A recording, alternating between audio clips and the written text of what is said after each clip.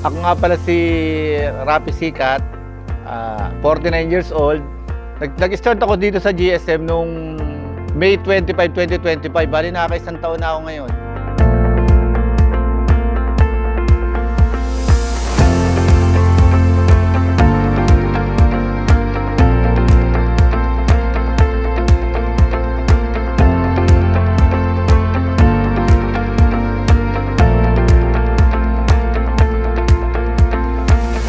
Nakilala ko ang Green GSM nung siyempre naghahanap tayo ng ibang source of income na pwedeng pagkakitaan. May nakita kong ad sa Facebook. Pag dito ko sa Facebook, kinuha ko yung address, dumiretso na ako dun sa dinayo ko pa talaga yun from Cavite to A1.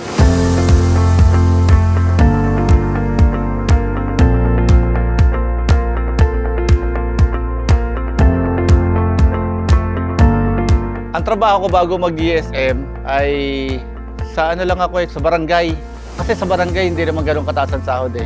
Eh syempre kailangan natin ng mas malaking income dahil sa marami tayong mga mahal sa buhay. Nag-try ako dito sa GSM.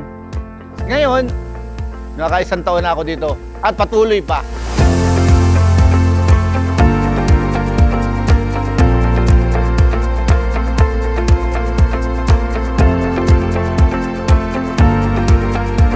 Ang pangalan ni Sikat, nag-stand out yan sa mga drivers dahil una sa productivity and then sunod dun sa personality niya.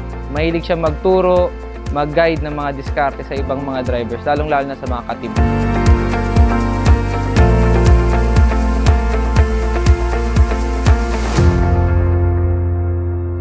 Siyempre yung nakita ko kay si Rafi, yung pagiging masipag niya at dedicated sa trabaho.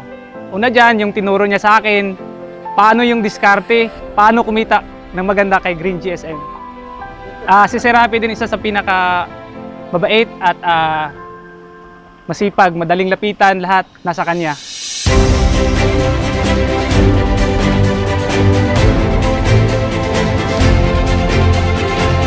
Pag kami nakikita ko mga katrabaho ko, minsan kahit ibang dipo, minsan nagkakasabay kami sa charging, nagtatanong sila kung paano yung kitaan, paano yung ganun. Ginaguide ko naman talaga sila.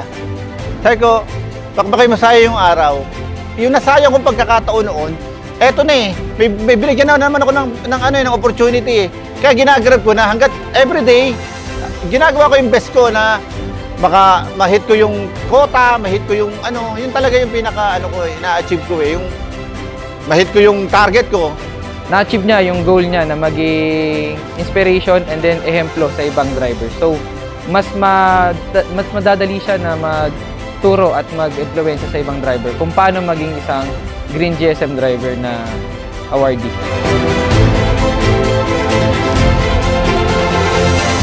Kaya yung pagkakamali ko noon na pinalampas ko yung mga opportunity na bibiyahe ngayon, hindi ako bibiyahe ngayon, hindi ko na tinatantanan. Tinutuloy ko na, sinisipagan ko na kasi hanggang nandiyan yung opportunity, i-grab na natin. Sir Rafi, sana mahaba pa ang ating pagkikita dito kay Green GSM. Tuloy-tuloy mo lang yung sipag at siyempre yung galing napakabait sa aming mga kasamahan sa driver dito sa kay Green GSM. Maraming salamat po. Nakita ko yung aking halaga, hindi lang sa pagkatao ko, halaga ko rin sa mga kapwa-tao na nabibigyan ko ng magandang serbisyo. Yon ang malaking natutunan ko sa Green GSM.